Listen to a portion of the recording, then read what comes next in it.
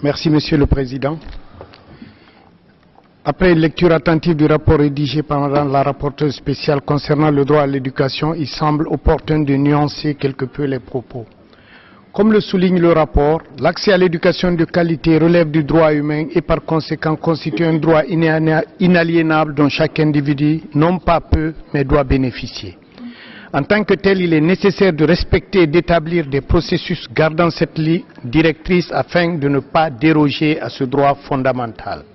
Pour ce faire, il existe des réseaux complexes d'acteurs qui interagissent entre gouvernement et ONG.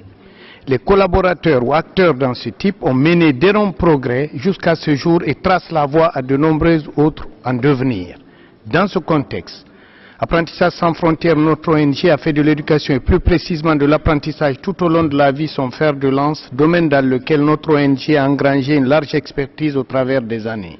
Ainsi, au vu du rapport transmis pour cette session, il serait propice du point de vue d'Apprentissage sans frontières de traduire l'impact de la privatisation exercée sur le droit à l'éducation et de son application dans une analyse davantage approfondie. En d'autres mots, il serait souhaitable que les États, dans la définition des lignes directrices concernant l'éducation, veuillent à ne pas restreindre la capacité opérationnelle des ONG.